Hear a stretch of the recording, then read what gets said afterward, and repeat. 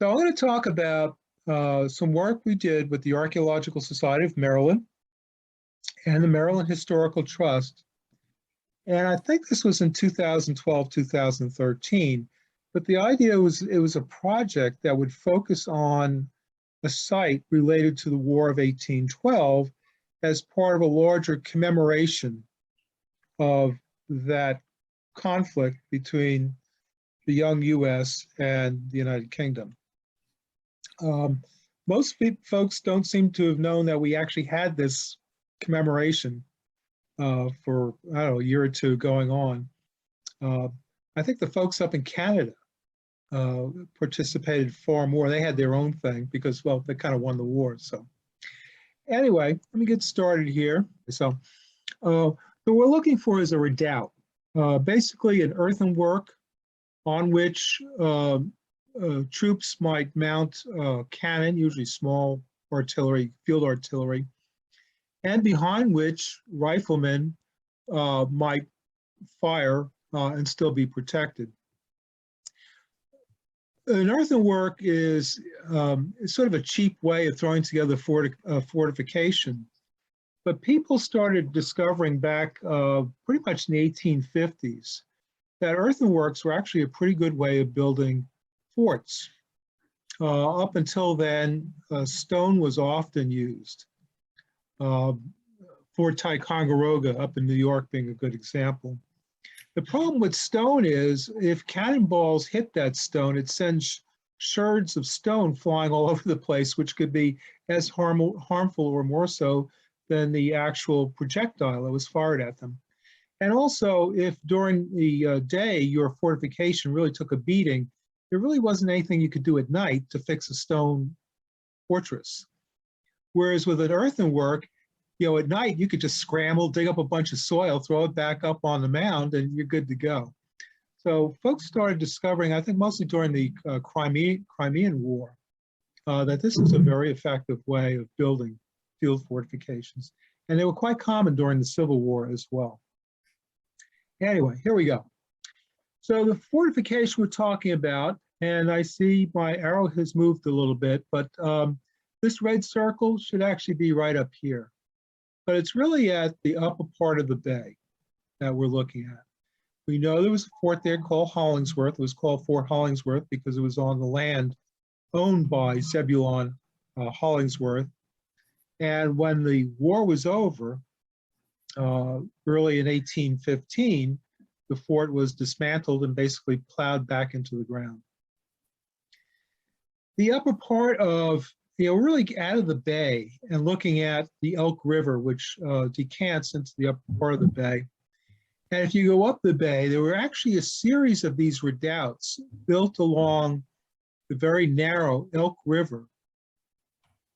And these redoubts, assuming they have cannon, could very effectively prevent British vessels from coming up the river. Why they would be coming up that particular river is perhaps implied by in the upper right-hand part of the screen. It says, to Philadelphia, approximately 60 miles. So armed troops in perhaps 3 days could come up, from the river and be knocking on the back door of Philadelphia within 2 or 3 days. So this is this river is something of a vulnerability for Pennsylvania. Give you a sense of what we're talking about here. Elk Landing, and that's where the fort would have been down here in the land of Zebulon Hollingsworth, is very, very close to Elkton. It's really almost within the city proper. I think it's within the city limits, but it's not downtown. But it's pretty close. It's, a mile at most. And this is an aerial photograph of what the site looks like today. And you'll see a couple of different images of this. We have the principal 18th century house right up here. That's the Hollingsworth House. There's another structure here called the Stone House, which local lore had it dating to, I think, the 1690s, and was supposed to be a Swedish trading post on the frontier. That's not true. I'll get back to that in a few moments. And there are a couple of other historic houses up in this area here. These numbers refer to archaeological site numbers. So this is 18 for the state of Maryland, CE for Cecil County. 60 means it's the 60th site registered by the state in this county. And 18C 29 is right next door to it. This is an Aboriginal site that's been pretty well eroded away. But you can see we're right at the fork of the little Elk River, which is on the west side, and the Big Elk on the east side. The Big Elk goes right up into Elkton. And it doesn't look like much of a river today, but again, like much of this area, it's been heavily filled with sediment from erosion, mostly from agriculture. So these are kind of the principal structures out there today. Hollingsworth House on your right is actually a museum owned by the city of Elkton and run, as I recall, run by a Friends organization. And just to the left of it in this direction is the Stone House, and that's what it's called. It's called the Stone House. It has been restored. I'm not sure what they're using it for now. This is the building that people thought was the Swedish trading post of the 1690s. And then just outside the park, just north of Hollingsworth House, sort of off in this direction, are several houses, at least two of which are clearly fairly old, 19th century, sometime mid-19th century or earlier. And that's pretty much all that's around except for some recent barns and other outbuildings.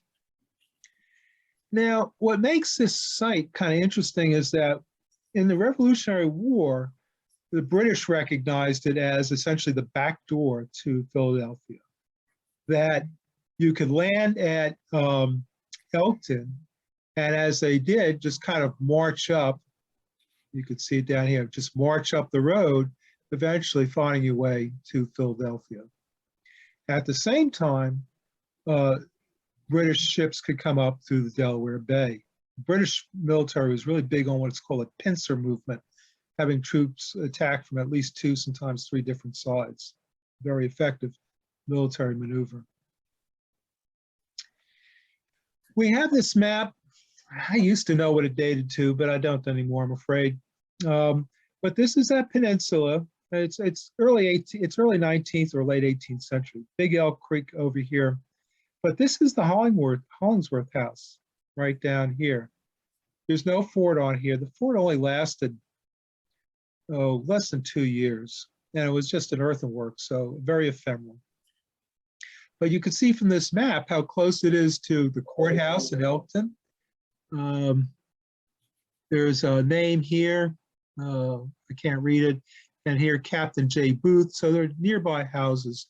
But this is really a fork in the creek, and it's a good place for a fortification because you can protect your back door. You can prevent ships from coming up either one of those creeks very easily.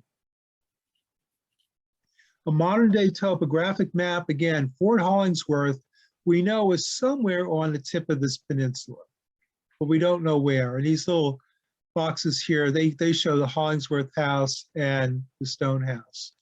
But further down the Elk River, you get Forts Defiance and Frederick. They were called Fort Defiance, Fort Frederick.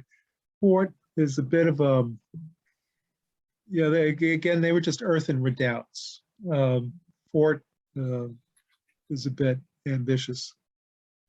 But you can see this is a, you can get vessels up here, but the water gets very shallow. It is today, has been for many years, and it looks like even in the early 19th century, this water was not easily navigable. It was very marshy. And so there's a very small channel. Let's see if I can get my mouse here.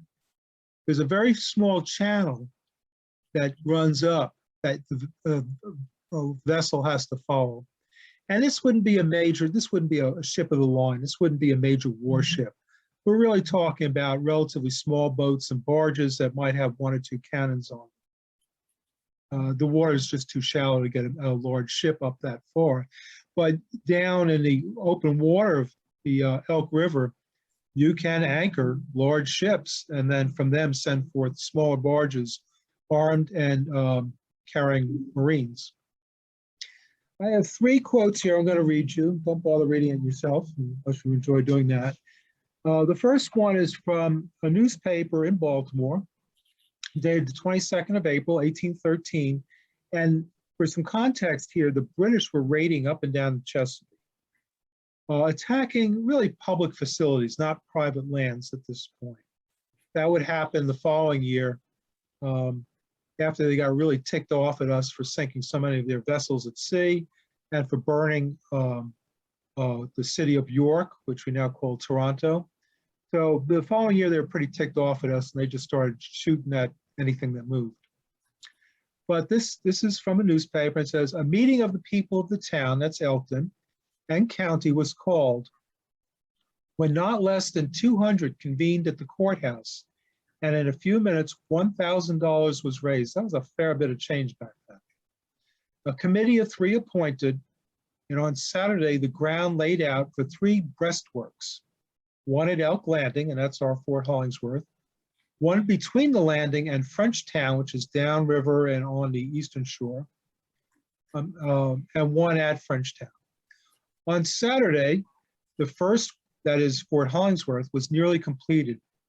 300 feet of a semicircle, so they're telling us how big this thing is and what its shape is, and mounts 5 6-pound cannon. It is a fire shot that weighs 6 pounds.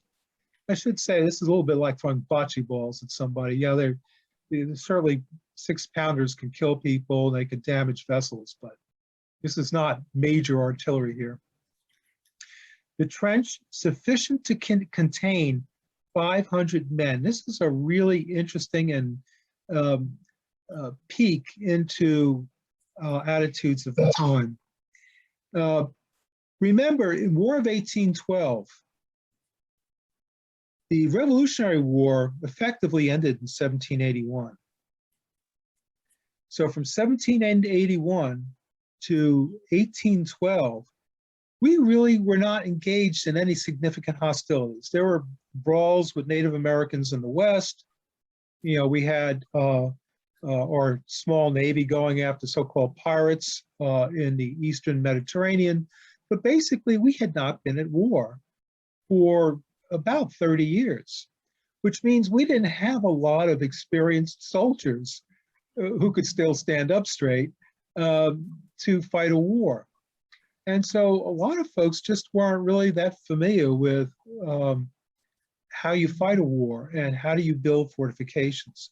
So in this newspaper, when the editor says the trench is sufficient to contain 500 men, the thing about these breastworks, and you'll see it in a few moments, you dig a ditch and you use the soil from that ditch to build an embankment.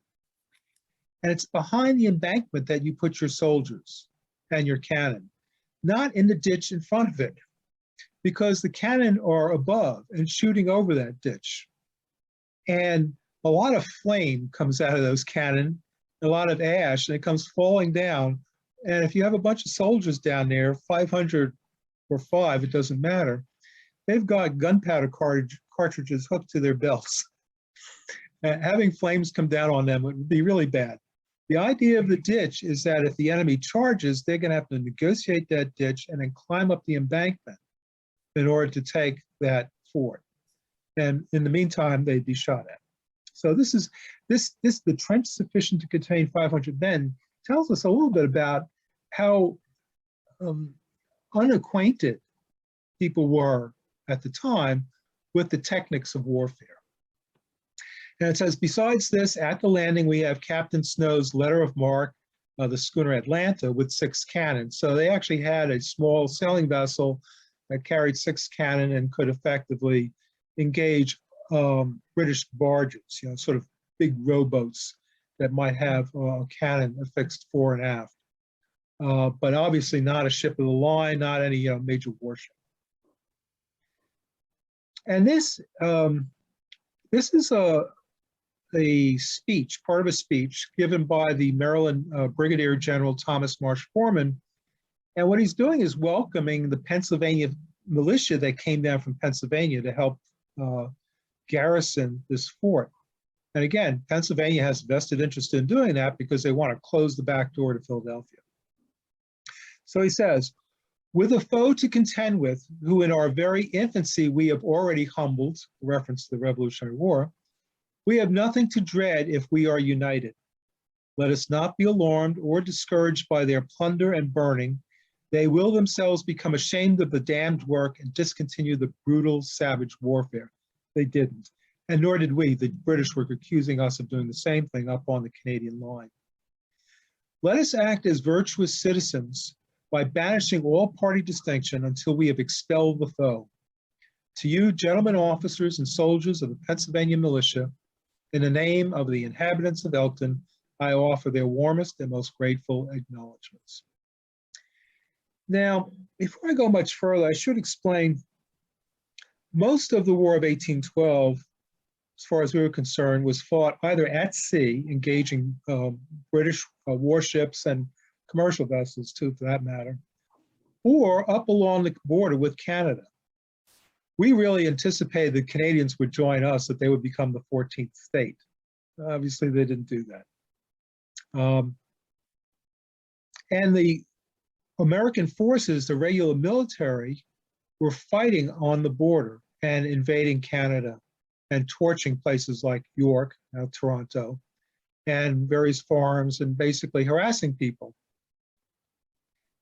The British wanted to get Madison, President Madison, to pull his troops off the Canadian line. And the best way to do that, they thought, was to bring in the British Navy, harass the folks along the Chesapeake Bay, endangering Washington, D.C. and Baltimore.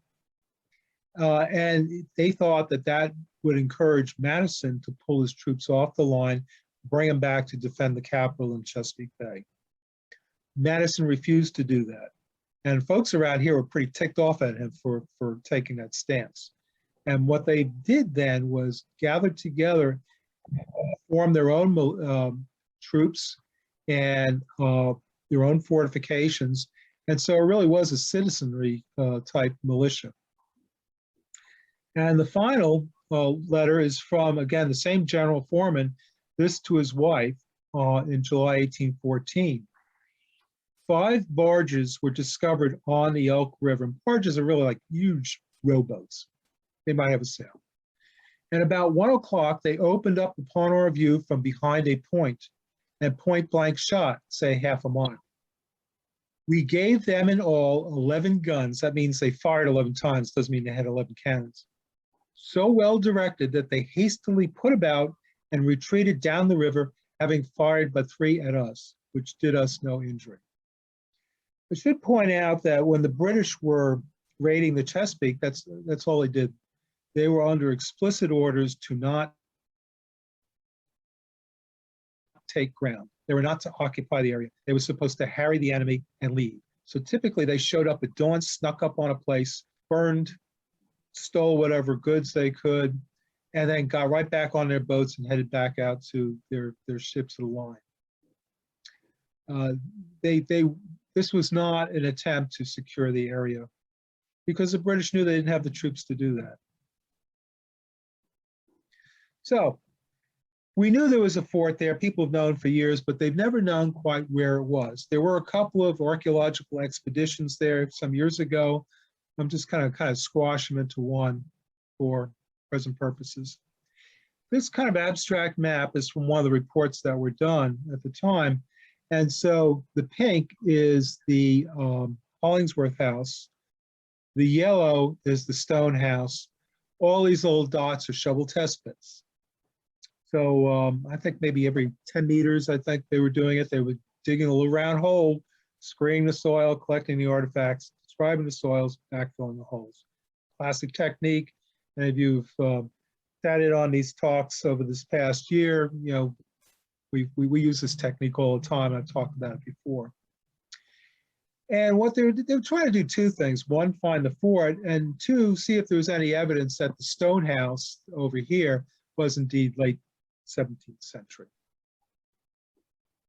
Here, a little more abstraction. I'm making it easier by providing photographs, but in the upper left-hand corner, we have the Hollingsworth House and the stone house at about their proper coordinates on this graph here. When they looked at looked for concentrations of artifacts from all those shovel test pits, they found there was a nice little cluster dating to the 18th century on the north side of the Hollingsworth House. And that suggests that the house then is 18th century. And we knew that already. It's been expanded over the years, but we knew that house was built in the 18th century. Interestingly enough, the stone house did not have 18th century artifacts clustered around it, much less 17th century. Look at the lower left-hand quadrant, and you see the same kind of map, this time with 19th century artifacts. So stuff from 1800 to 1900. So again, we got a pink blob around the Hollingsworth House. Now we know it was occupied in the 19th century. It's still there. And we get a cluster down in front of on the north side of the stone house. What that suggests, both through absence of 18th century material and concentration of 19th century material, is that house did not exist in the 18th century. That's an important point, because if the fort were located in this area here, and we got Little Elk Creek on one side, Big Elk on the other, if the house was located here, it would be in the line of fire. It would be impossible to adequately prevent vessels from going up to Little Elk, because that house would be in the way, unless you open the windows or something and shot through them. So that takes, this analysis right here gets that obstacle out of the way. On the right-hand side of the screen, again, pink is the Hollingsworth House, yellow is the stone house. A series of excavation units, again, number 5 over here was designed to see if they could come up with some 17th century material. Again, they didn't, they didn't find 18th century. But those further out in the field were designed to find evidence of the fort. And the archaeologist at the time, he was a young fellow, not very experienced, but he found in 1 or 2 of the units, they were hitting a gravelly clay, which was very unlike the local soils. And so he thought that, well, there was probably a low spot in the field here, and the farmer just brought in the soil to fill in the low spot. Well, farmers don't do that, for one thing, not that I've ever seen. I think what he had done was he actually found the fort and didn't realize it. And why that is, I'll get into as we move along. So here's a map. It's a topographic map put together largely by Bill Stevens, a friend, a professional surface geologist up in Rising Sun, Cecil County. But he created this close interval topographic map that gives us a real sense of topography. And so again, we have the Hollingsworth House up here. We have a 18th century concentration in red, 19th in blue. Same thing, stone house down here, we have a concentration of 19th century material. If the fort were located here, you could see how that house would become an obstruction. But it's in this area that other archaeologists had found evidence of what I thought was probably the earthen fortification. And let me explain one other thing too. I don't know how much you could see because of all these zoom things that get in the way. But at the very bottom of the screen, it says T1 wetland. T1 means terrace 1, it's the first terrace, and it's wetland today. T2 is the second terrace, and then it rises up to T3, the third terrace. Think of this as a sort of a set of stairs, a landform that it rises increasingly as you go to the north, and with fairly steep slopes in between. Well, a fort would not be in the wetland for obvious reasons. And T2, that terrace is kind of low for a fort because especially if you're firing cannon and even firing rifles, you want to be shooting down at your enemy. So the higher you are up, the better. And so the T3, terrace 3, answers that need very nicely. So before we actually look at the archaeology we did about 10 years ago, let's look at what we might expect of a redoubt. Stanley South, the late Stanley South, who actually did a lot of work in Maryland, looked at one of these redoubts in Charleston, South Carolina, from the American Revolution. There's Gibb's Landing there, no relation to me. But here is this little circular thing is supposed to be the redoubt. And the object of that redoubt was to keep vessels from coming up the river to attack Charleston. So what did it look like archaeologically? Well, they went to where they thought the fortification was, and indeed found it. They stripped off all of the topsoil. I don't know if this was plowed at the time or not, but they stripped off all the topsoil. We couldn't do that at Elk Landing.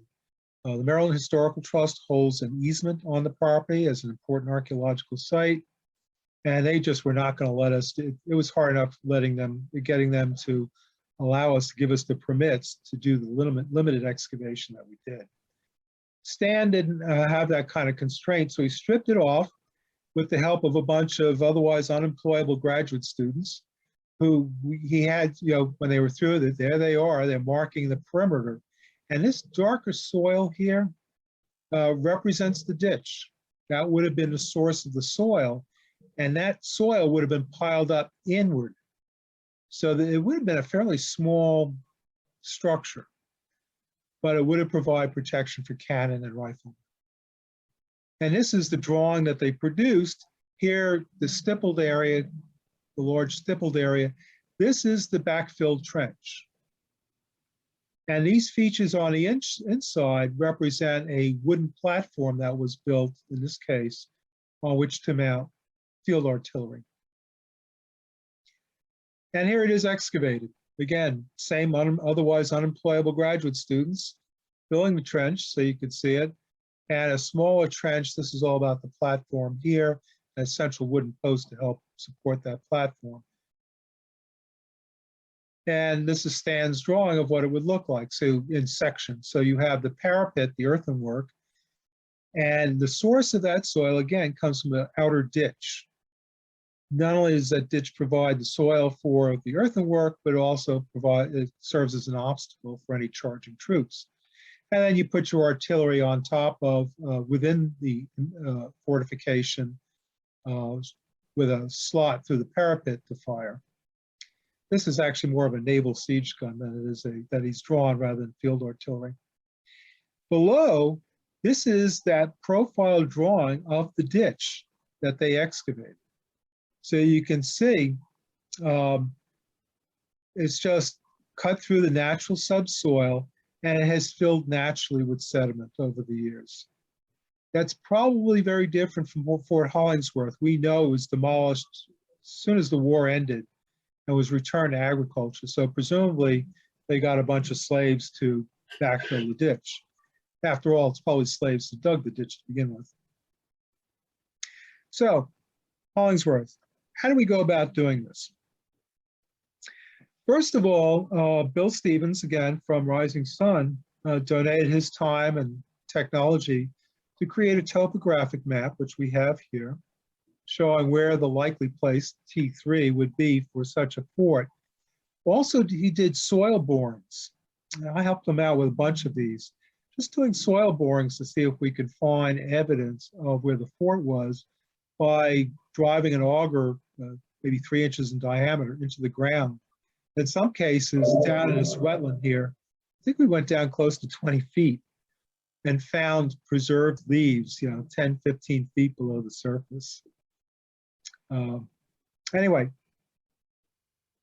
we next use magnetometry and ground penetrating radar, and I'll show you where. So in this image here, you see a large square. That's for the ground penetrating radar, and this kind of almost L-shaped polygon here is for the metal magnetometer grid. And I'll tell you a little bit how these things work. This is Peter Quantock, who used to work for me. Later on, went off to University of Denver, got his master's degree, worked with the Veterans Curation Program for a number of years. In the background, that's the Hollingsworth House. You might just see the tapes on the ground. This is the grid system we're using. And it looks like every half meter, he ran the magnetometer over the ground recording data. I'll show you in a minute what that data are, what those data are. So here he is downloading from the computer of the magnetometer, downloading data to his laptop. And this is what it looks like.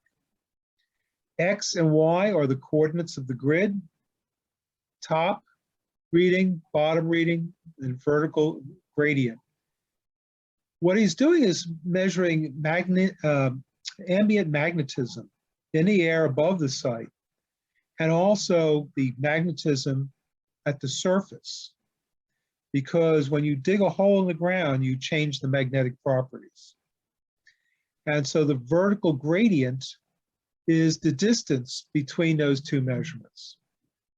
And it's those data, that vertical gradient and the X and Y coordinates, that allow us to find archaeological features below ground without actually having to dig anything. So here's a result. It looks like a black and white photograph. It is not. It is a computer simulation of the data, but it shows you essentially a map of the magnetic anomalies. And I draw your attention, if I can get my mouse, there we go. I draw your attention to this bit here. This almost certainly was part of the fortification. We next use ground penetrating radar. Again, this is Peter Quantock doing this in this large square grade here. And what a ground penetrating radar does is it emits energy at a particular frequency. For this kind of work, usually around 400 megahertz. That energy is sent into the ground, and the instrument that sends it into the ground is also an antenna. And it's measuring the speed and strength of that energy as it reflects back up to the surface. And there's an onboard computer that collects those data. And this is a slice going through the site. This is a slice of what that looks like. And I know it looks like one of those, 1960s black and white Motorola televisions when you turn it on and initially all you see is a lot of fuzz. Well, what you see mostly is this area here. This is some sort of very dense soil horizon. As we found out, it's mostly gravel. But there's a peak here, right here, and there's a smaller peak right here. That's where the energy has reflected back up to the instrument. And it tells us that there's some sort of archaeological feature here and one here. This is the same thing we use on cemeteries to find grave shafts. Now this is kind of old school. All the later equipment actually shows you what are called time slices. So we take these vertical sections and through computer simulation turn them into horizontal views that go from, say, 0.5 meter down to 1 meter down to 2 meters down. Using those data, what we've got is this blue line representing one sort of anomaly, one trench, if you will, and this red line, a smaller, more truncated one. And what that's telling us is that very likely this is the edge of the fortification. Here's one of those time slices I just mentioned that the GPR, the ground penetrating radar, produces. All this blue here is an area of really intense reflection of the signal. And what we did was we said, okay, well, it's suggesting that we've got, or if the feature we're looking for, the trench, the ditch, is running through here, curves around here. We can expand this enough to get it in its entirety. Let's put a line of test excavations through where we think that trench was located. All this stuff, all these data, the soil testing, the topography, the magnetometry, the ground penetrating radar is all tied together with instrument mapping. Everything's quite precise. So we could say we're going to put our series of trench units right through here. And that's all. The Maryland Historical Trust allowed us to do a little more digging than that, but they really limited how much we could excavate. And we actually figured out what we needed to find with a little more than half of the units they allowed us to excavate.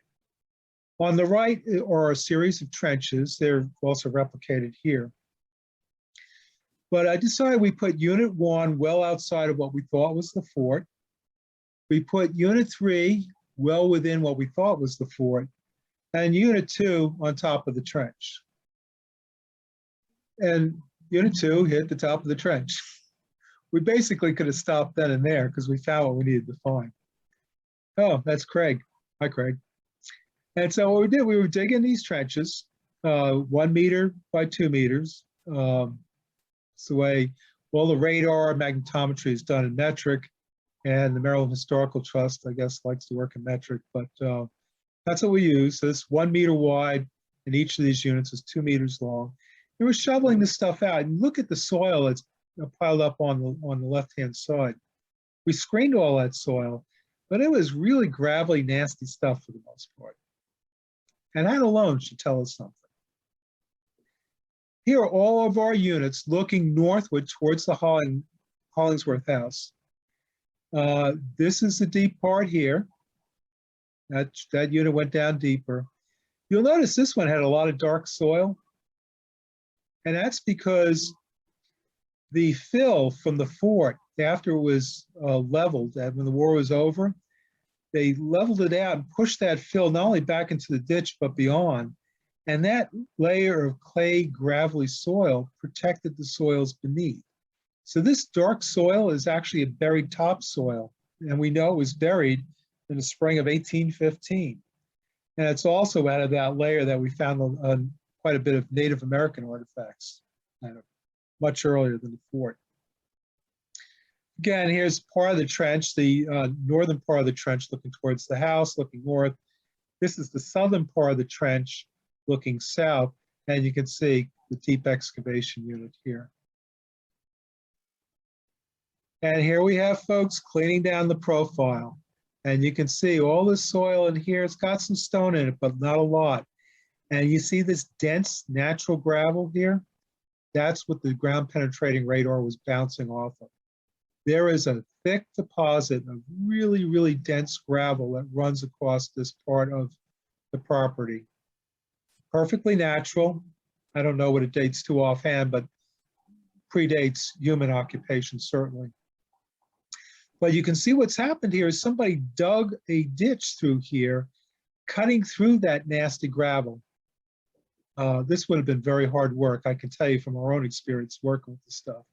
But somebody dug this ditch through the gravel, and the soil that came out of that would have been pretty much tossed up to the right-hand side of the screen, which is where the earthenwork, the actual embankment, would have been constructed. So here's another view of it, just showing pretty much the line. That's the ditch.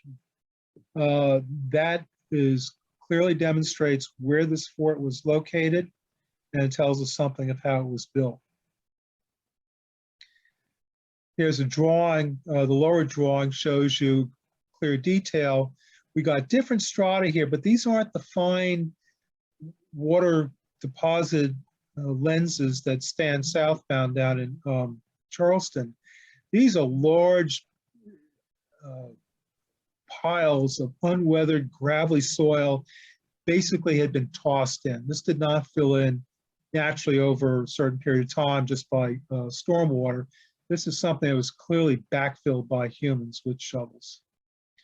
The larger view of it, you can see the further south, units 1 and 14, you can see a dark lens there. That's what remained of the pre-1812 topsoil that was then buried by material, sort of leftover material from the ditch. And some of the Aboriginal artifacts that came out of it. Lots of small flakes, some big pieces of pottery. Having a little trouble seeing this and seeing what it might date to, but it looks like it's probably early woodland stuff.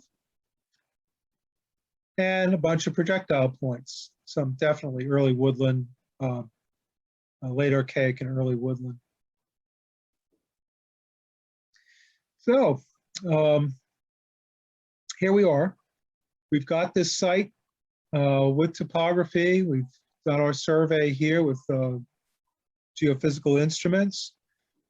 Reanalyzing the data from the previous work, We were able to write off the stone house. It's an early building, but it probably postdates the War of 1812.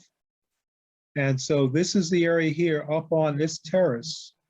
And using topography and soil borings, this is what we've got. This is our series of excavation units here that demonstrate the trench running through at this point. You could see the topography. Let me go back up one. You can almost see the topography, how it defines the fortification, just like this. And now I've got it drawn in red. So that's a pretty good representation, not only of where the fort was located, but its shape. And remember that that newspaper description said it was about 300 feet across a semicircle. And that's about what this is. Unfortunately, it has scales in meters, but 45 meters is about 140 feet, 135, 140 feet. So yeah, this thing is close to 300 feet across, and it is roughly semicircular. So I think all the pieces come together very nicely. We know where the fort was. We have a sense of its shape and its size. And we could effectively rebuild this thing. Again, we're using electronic instruments to map everything. And we have permanent datum points that we can use. We can go out, and much like surveyors do on a construction site, we go ahead and stake out this thing, even though it's all backfilled. Well, we only dug this part here. But we can stake this out on the ground and actually rebuild this thing if we want. But remember, this is the ditch. This is not the earthenwork. The earthenwork would have been just inside of it. So to kind of wrap things up, what did we learn from all this? We found out where the fort is. We've demonstrated categorically where the fort is. We didn't find, I don't think we found more than 1 or 2 artifacts that are even related to the military occupation. But that's because we were focusing on the ditch. We documented the fort's demise both through archival research and by looking at the backfill within the ditch. Clearly, it did not fill in naturally through stormwater. People just chunked this thing back in with shovels. Again, it was probably slaves that did the work. It's a vernacular fort. That is, it's not informed by any kind of military theory of fortification. It's what the folks around there thought would be most suitable to put a bunch of riflemen and a few cannon to prevent British vessels from going up the 2 creeks. And partly it's because, again, this was not done by regular troops. This is done by a bunch of folks who got together and formed a militia. And it's that militia-based force eventually supported by military and by a very short-lived part of the armed forces called the U.S. Flotilla Service. They protected the upper Chesapeake. Invasion was never really an issue. It was really protection against raiding and burning of public buildings and wharves.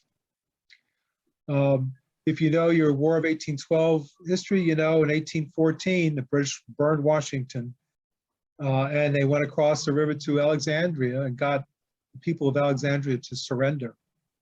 And so they didn't burn Alexandria, but they went in and stole everything they could, all the tobacco that was loaded up, ready to be shipped. They took that. So anyway, we've got some basic stuff on the fort at this point.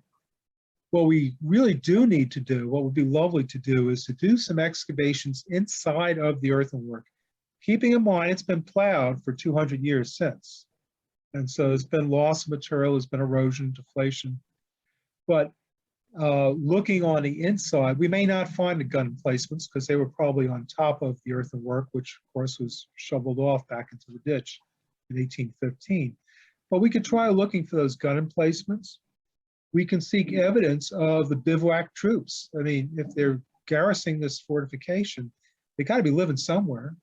They're cooking, you know, they've got tents set up, presumably.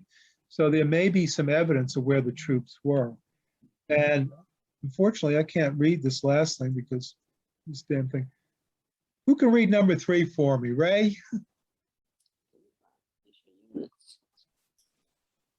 You can't read it. Identify militia units. Oh, yeah, okay, thank you.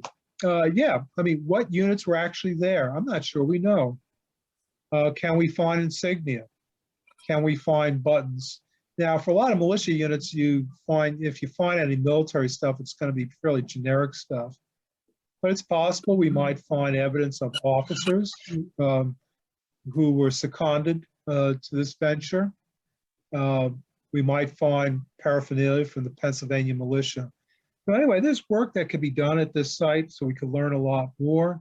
There's a potential for reconstructing that fortification because if nothing else, it would provide people another reason to go to Elkton and go to the museum there. Lots of folks don't go into house museums anymore, but you could bring a lot of people there to visit this War of 1812 fortification. So there's more work that can be done. Will it be done? I don't know, sometime in the future. Probably not by me. Maybe we're going to wait for the 300th anniversary of the War of 1812, and then we'll decide, okay, we can sacrifice a little bit of the site and to learn something about it. Right now, it's just a lawn, and there's not a lot we can say about it for the public. Anyway, that's about all I have for this evening, so I'll certainly answer any questions you might have. Jim, is there any written history on the, you're talking about the military the more regular military that may have come in. Is there any written history that documents the movements of regular military? One of the great things about the commemoration is that several people put a lot of time into researching the War of 1812, particularly in the Chesapeake region, and published some really nice stuff. Ralph Eshelman, who used to be the director of the Calvert Marine Museum, was also a PhD, a specialist in paleontology. But he's been really interested. He's got into archaeology years ago. He's one of the people who found the wrecks of the U.S. flotilla on the Patuxent River before they scuttled their vessels and retreated to Bladensburg and helped try to hold off the British there. Well, he and Don Chamet formed a company, it must have been back in the 70s, Nautical Archaeology Associates or something like that. Through diving and whatnot, they found those wrecks of that War of 1812 flotilla. But Ralph has done a lot of research in this area. He's written a very nice book that has a lot of the details. The details of what was going on in the Chesapeake are readily available in published form right now. That isn't to say more can't be done, but we have some really good publications for that now. Do we know if there was any skirmish or military action there, or was it just a manned post? Other than the one event that I read about, that I read you, where they fired 11 shots and the British fired 3 back, that was it. But the object of these fortifications are a little bit like the police car waiting alongside the road. The object isn't necessarily to catch speeders. The object is to discourage people from speeding just through visibility. And these fortifications, I think, did that fairly nicely, especially again, since the British were really focused on raiding. They wanted to punish Americans along the Chesapeake, again, to try to encourage President Madison to withdraw troops off the Canadian border, bring them back to this region to protect the area. Madison caught a lot of flack from around here for not doing that, just that. If they didn't see a lot of action, that they still served their purpose. I have a question for you folks. You're all familiar with the various services, military services, the Army, the Navy, Marines, Air Force more recently, Coast Guard, but there's one other branch of the services that people have long since forgotten, mostly because it only lasted about 2 years, and that was the U.S. Flotilla Service. Have any of you ever heard of that? Is NOAA not part of the military service? NOAA? Yeah, no? National Oceanic and Atmospheric Administration? No, Yeah. they're not military. Well, they absorbed the National Geodetic Survey at some point, which was, I don't know whether you'd call that military, it was sort of the scientific end. Yeah, those services were scientific, and initially they were largely staffed by military people who were seconded to those branches, because our nation's engineers largely were either imports from Scotland or Germany, or they were trained at the U.S. Military Academy at West Point. So those were our engineers. Most of our railroads, mid-19th century, were engineered by military officers, not by civilians, because they were the engineers. They were the ones who were trained to do it.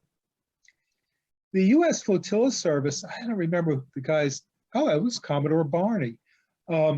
This fellow just kept annoying Congress and the president about how about we create essentially a local Navy, not a regular Navy with big, expensive warships, which were the apex of technology at the time, but a bunch of what are essentially really large rowboats.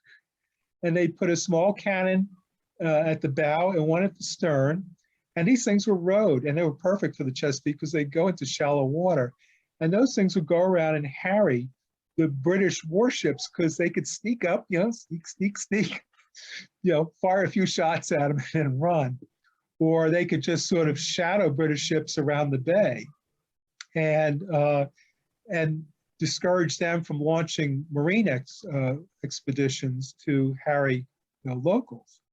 So it was a very effective service, and it was really cheap to build because, again, they were just a bunch of rowboats, big ones.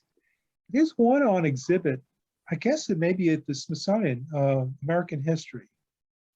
I think that's where it is, where there's one of these so-called barges that's actually on exhibit. There's a problem with how it's exhibited because, as I recall, they had the cannon amidships. So, halfway down the length of the ship, they have these two cannons on each side. Well, it's just a big rowboat. If you fired one of those cannons from amidship, the whole thing would probably roll over. So they were put on the bow and the stern. And I'm pretty sure when you fired from the bow, you probably felt the boat go backwards from the recoil, So, I mean, the big rowboats, small guns, but still pretty powerful. But the U.S. Flotilla Service was disbanded by the end of, by 1815, and that was it. It lasted two and a half years. But they're really largely forgotten. Any other questions that will get you long, parabolic answers? No? Well, thank you all. There is actually a publication on the work we did up there. It's in Northeast Historical Archaeology. If anybody would like a copy of it, just email me. If you don't have my email address, you can get, Zoe can get a hold of me, and I'm happy to send you a digital copy of it.